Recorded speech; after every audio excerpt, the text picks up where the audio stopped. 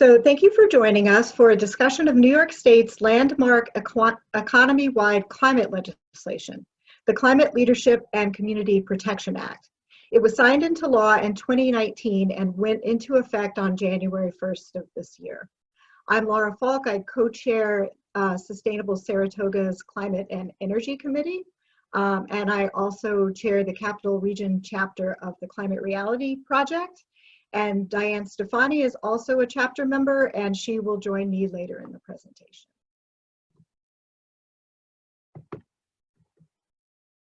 The overarching requirement of the CLCPA is for New York State to achieve net zero emissions by 2050.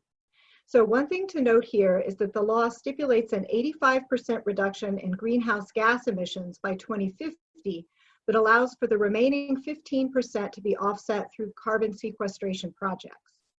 The only emissions that are eligible to be offset are those where it is technologically infeasible to reduce the emissions by other means.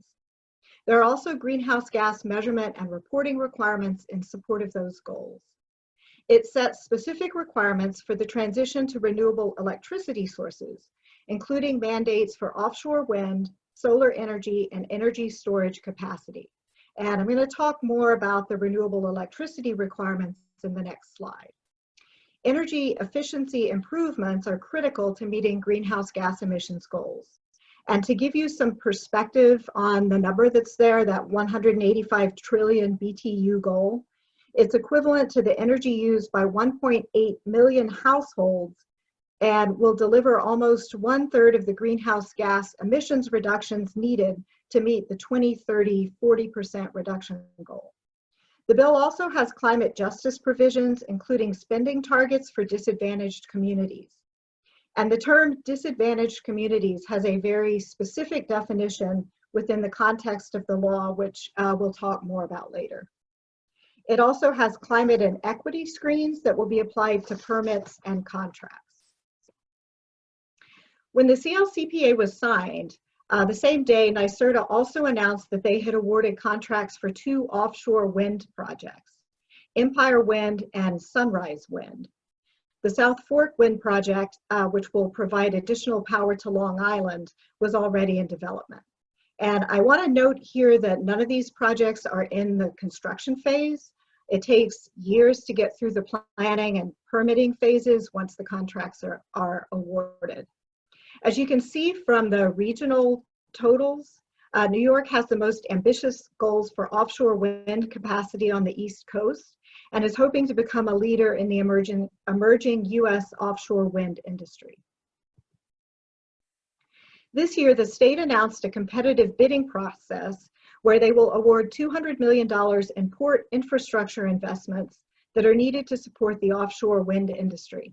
NYSERDA also requested authorization to solicit bids for the procurement of at least another gigawatt of offshore wind energy.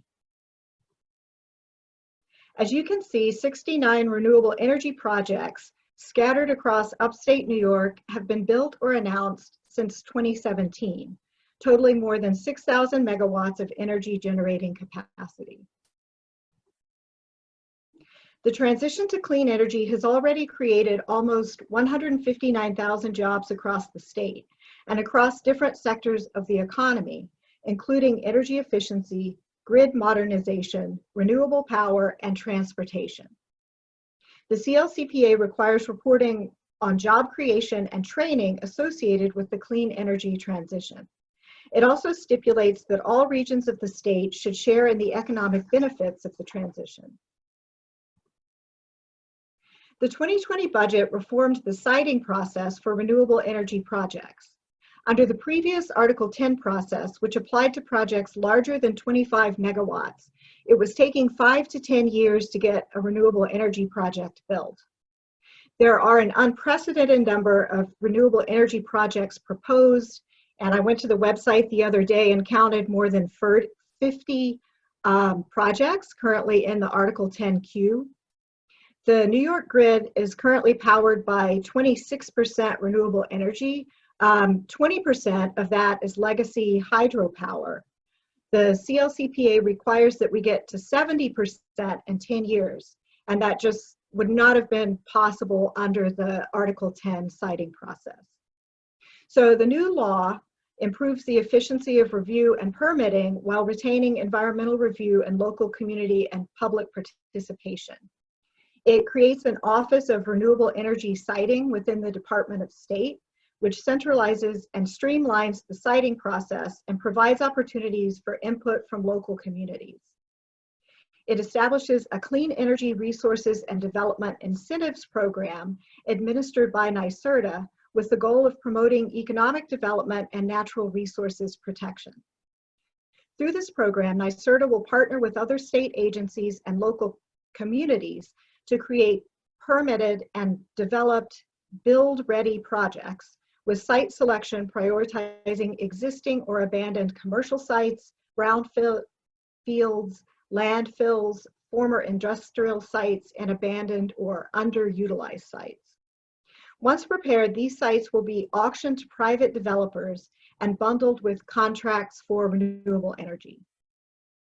As part of the Build Ready initiative, NYSERDA will create a benefits program which will offer property owners and communities benefits and incentives for hosting renewable energy facilities.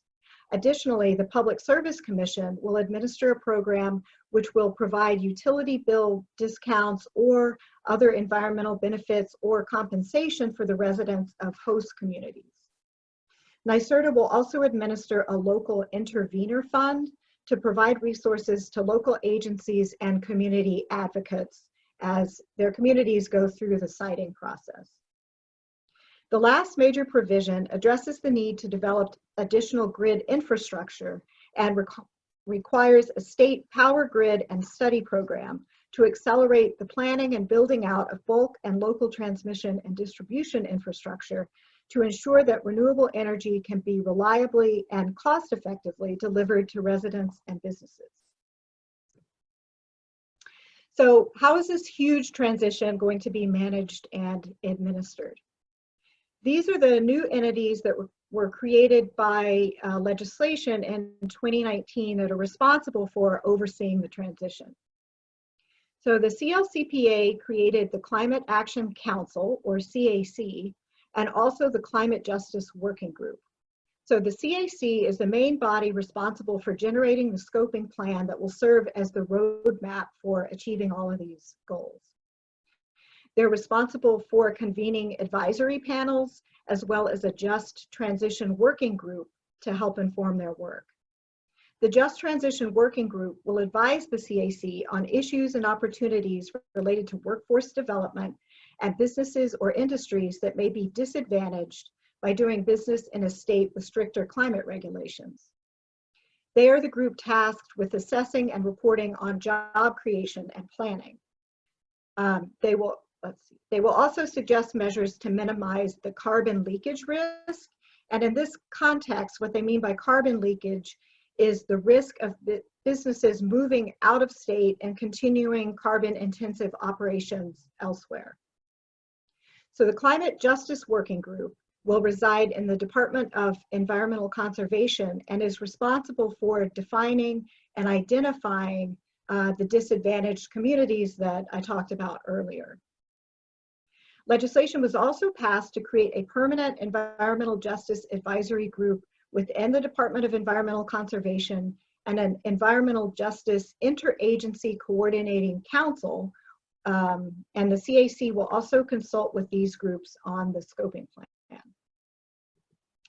So in addition to all of that, the CLCPA contains a number of miscellaneous provisions. And I'm just going to highlight some of these. You can get an idea of those on this slide. The Act requires a community air monitoring program for disadvantaged communities with the eventual goal of reducing air pollutants in those areas. There is specific language related to land use and protection of potential carbon sinks, such as forests and wetlands. There are limits on non-carbon dioxide greenhouse gases, such as refrigerants. And the Department of Environmental Conservation is tasked with establishing a social cost of carbon that can be used to help evaluate projects. So as enactment of the CLCPA begins, what changes might we see at the local community level? Generally, I'm hoping that there will be increased funding for climate smart and clean energy community grant money to participating local governments.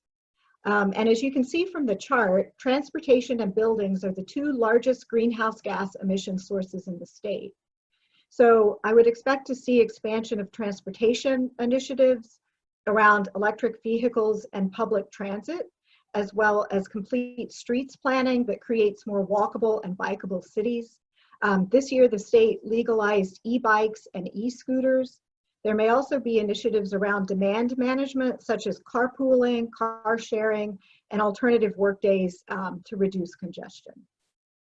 As previously mentioned, energy efficiency improvements are key to attaining these goals. Items implemented here might include expansion of green building codes, enhanced incentives for homeowners with respect to energy efficiency improvements, and beneficial electrification of water and heat sources. And the next slide has more information on the transition that needs to occur in residential buildings. So we've already talked about renewable energy requirements for electricity generation. Considerations around agriculture and refrigerants are included in the CLCPA. But one thing that's lacking are provisions around waste management. And Diane's going to talk a little bit more about that later. The fluorinated gases that are commonly used as refrigerants are potent greenhouse gases. So good refrigerant management practices, including leak detection and reclamation of the gases at the end of appliance lifetimes, are critical. Hopefully, we will eventually be seeing the transition to next generation refrigerants that are not such powerful greenhouse gases. There are technical challenges related to that, but hopefully that's going to be something that is happening worldwide. So with respect to residential buildings, 75% of energy used in a typical New York home is for space and water heating. So electrification of these processes is critical. There are existing incentives for homeowners related to energy efficiency, ground and air source heat pumps to replace fossil fuel fired furnaces and heat pump water heaters. Incentives and financing may be expanded through the CLCPA, especially for disadvantaged communities. And if you want to go take a look at the incentives that are out there now, you can get more information at heatsmartcapitalregion.org. So now I'm going to turn the presentation over to Diane Stefani, who is going to talk more about the Climate Action Council. Oh, Diane, I'm going to unmute you. There you go. Good. All right. Can you hear me now? Great. Thank you, Laura. So Laura has just taken us through the fundamentals of the CLCPA and really talked in depth about some of the implications.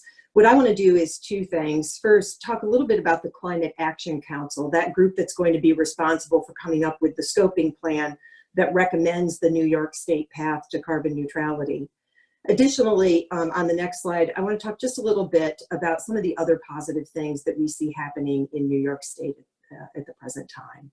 So, so the Climate Action Council, like I said, is responsible for coming up with the scoping plan.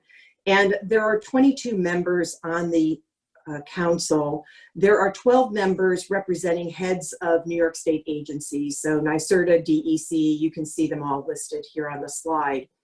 The additional 10 people on the council are experts, so people from industry, people from higher education, etc. There are two co-chairs on the council. They are Alicia Barton from NYSERDA and Basil Sagos from the DEC. In the top right-hand box, you'll see the deliverables of this group. So those 22 people are going to be responsible for some pretty macro kind of deliverables. So I'll just walk through these quickly. First and foremost, they are responsible for putting together a plan that will achieve the greenhouse gas limits, including carbon neutrality, that are laid out in the CLCPA. And Laura's just walked you through all those different goals that have to be met. So this team, through the advisory panels and working groups, are going to need to come up with recommended mandates, regulations, incentives, and other measures that can get us to carbon neutrality by 2050. The second thing they're going to have to do is a cost-benefit analysis across all of those recommendations. And it needs to be not only an economic cost-benefit analysis, but also this. And then last but not least, a lot of this legislation is geared toward disadvantaged communities. And one of the things that they're going to need to specifically deliver are measures to maximize reductions of greenhouse gases and co-pollutants in disadvantaged communities. So those are the deliverables. Now, the timeline that they're working to has been something that has had a little bit of conversation in the media and elsewhere.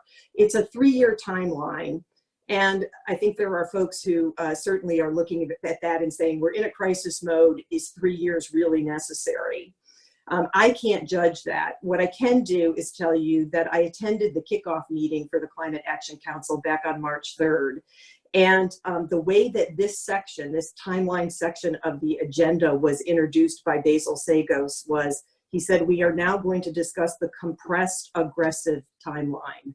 So the people in the room, the 22 people on this council, really feel like they have some pretty important and voluminous work to be done, and a compressed timeline in which to accomplish it.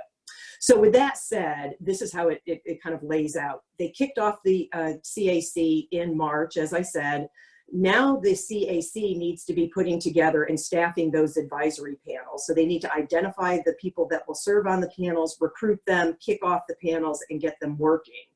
And I think, especially now with the pandemic, we're going to see that take at least a little bit longer than it might have taken before. But even in the best of times, I would have said that those advisory panels couldn't really be up and running and generating recommendations until probably the second half of this year. Then in 2021, they need to be drafting a scoping plan. So think about those advisory panels putting their recommendations together, bringing them to the CAC looking at those recommendations individually and across all of the advisory panel recommendations, and then trying to compile those all into a plan. That plan then needs to be issued as a draft in 2022. And at that time, it will come out to the public. And so we'll have an opportunity to comment on the plan in public forum. They will collect all of those inputs, hopefully rescope some based on the information and ideas that they receive from the public. And then at the beginning of 2023, they need to deliver that final plan to the governor and to the legislature. So that's how those 3 years kind of play out at a very high level. So I mentioned that I had attended the CAC kickoff meeting on March 3rd. There are just 6 things that I, as I continue to reflect on that meeting, that I really walked away with, and I'd like to share them with you. So first and foremost, setting the tone. I thought that Alicia Barton and Basil Sagos did a really good job as the co-chairs of this committee in kicking it off. And I want to share with you just a couple things that were said across the 2 of their introductions. They said, this is the most ambitious climate law of any developed nation or state. They said, New York is leading the way as we have since the beginning of the environmental movement. And they both said, this is the most important work of my career. As a member of the public, hearing that, I thought they did a great job of setting the tone and really establishing the importance of the work that this group needs to do.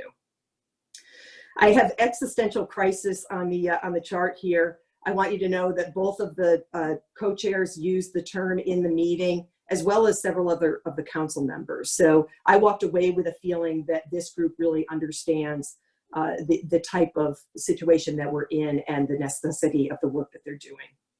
Laura mentioned earlier that the climate legislation doesn't really talk to waste management. They also did not create an advisory panel around it. And I thought that was a miss, as did other people in the room. And one of the council members actually called it out and asked why that was the case. As a former human resources and organizational development professional, one of the things I was surprised by was that there wasn't a 4th deliverable, and that being a change plan. I'm used to working kind of what the impacts of the change are going to be and how are we going to mitigate them as we put the plan together. So I thought that could have been another deliverable for the group. And then the last two items, as Laura said, there's a lot of environmental justice references and structure put into this legislation. There are also goals for investment, and the overall goal is that 40% of the money be invested in disadvantaged communities, and that then there's a no less than number of 35%. And both Bagel Sagos and a couple of the other members of the council mentioned that they really wanted to be running after the 40% and not settle for the 35%. So I thought that was a positive. And then last but not least, I thought you would all like to know that there was one member of the council who was very adamant about including the public in this work. And they were quite adamant about it and mentioned it several times. And they actually, I love the phrase he used. He said, "We want the public running toward us as we do this work, not running away from us." So again, as a member of the public who was there, I appreciated his championing our cause. So with that, I'll just turn to, as Laura and I reflected on this pitch, we started to think about, there's some other things that are happening that are good news in New York State as well. Certainly there's a lot more work to be done, but we thought that these things headed us or continued to head us in the right direction. So first and foremost, there is now a permanent ban on hydrofracking that has been codified. And so that means that the DEC will not authorize permits to use high volume hydraulic fracking as a means to drill a well. The other thing that it means, and this was very close to home for me because this was actually being suggested in Tioga County, it places a moratorium on future gelled propane hydrofracking applications until the DEC conducts a full analysis of the implications. So it really puts that issue at a standstill until further investigation is done as well. The Restore Mother Nature Bond Act has been included in the 2021 budget. It's not yet finalized because voters will have the opportunity to vote on it in November, but it is in the budget. And that Bond Act includes $3 billion, $700 million of which will be used to fight climate change. That is part of a broader 5-year plan to invest $33 billion to fight climate change. The rest of the funds will be used to do things like restore critical habitats, reduce flood risk, invest in resilient infrastructure, etc. So more to come on that, but moving in the right direction. Then the Environmental Protection Fund has been fully funded, so this is secure at this point. That's $300 million for 2021. That EPF funding is a source for capital projects that protect the environment. So think about buying New York State forest preserves or controlling invasive species, etc. Then Laura mentioned this before, that there's comprehensive e-bike and e-scooter safety measures legislation that was passed. And this has been a source of quite a bit of contention, especially in New York City.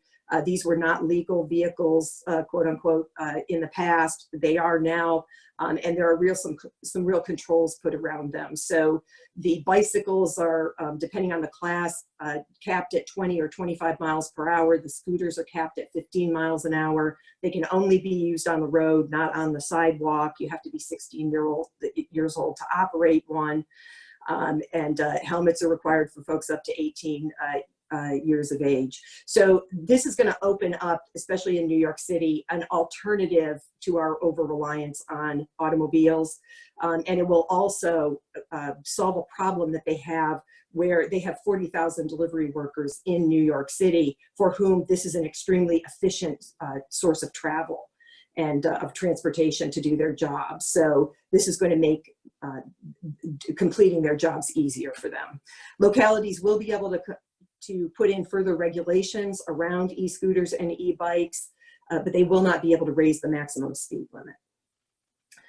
We are now all living the bag waste reduction law that was enacted on March 1st across New York State. However, DEC will not be enforcing the action until the middle of June. In the past, 23 billion plastic bags have been used per year in New York State. The law doesn't cover just grocery stores. It's really anyone who's required to collect New York State sales tax. There are some exemptions with it. pharmacies for prescription drugs can still use plastic bags, and produce bags can still be used in grocery stores. The other thing that I found interesting here was that covered stores will still be required to collect plastic bags and recycle them, and they will also still be required to collect what's called film plastic, which is plastic bread bags or film that covers maybe a case of water or a roll of paper towels. So that will continue to be a requirement of them. Last but not least, there is a single-use styrofoam ban that will be enacted January 2022. It will ban all polystyrene used by certain retailers. Polystyrene or styrofoam has been one of the top 10 contributors to litter in New York State. So this pertains to single-use food containers distributed by restaurants, caterers, food trucks, retail food stores, delis, and grocery stores. It also bans packing peanuts. So if you've ever struggled to decide how you're going to get rid of packing peanuts, you won't have to after 2022. And this is the strongest statewide ban in the US on styrofoam. So those are just some other things that we thought were worth mentioning that we saw as, you know, good first steps forward in a number of areas, and we wanted to share them with you. So with that said, I'll turn it back over to Laura. All right, thank you, Diane.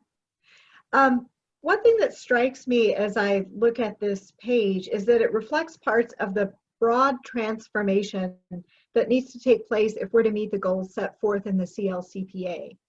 And to do our part to make the changes that the UN Intergovernmental Panel on Climate Change says are needed to mitigate the worst effects of the climate crisis. There's a codified ban on fossil fuel extraction, provisions to protect natural resources, a small step forward in addressing transportation, and 2 bills that address waste management. It also reflects the 4 broad initiatives that define Sustainable Saratoga's advocacy: climate and energy, land use, urban forestry, and zero waste. There is, of course, much more work to be done to create the regulations and changes that will enable us to meet the mandates set forth in the CLCPA. And certainly the COVID-19 crisis is making progress more complicated. But in a time when there's so much bad news, it feels like the state is at least moving in the right direction. So I'm looking forward to seeing how the Climate Action Council proceeds and advocating for additional progress in the form of CLCPA implementation and also additional legislation like what was passed this year that will complement the CLCPA.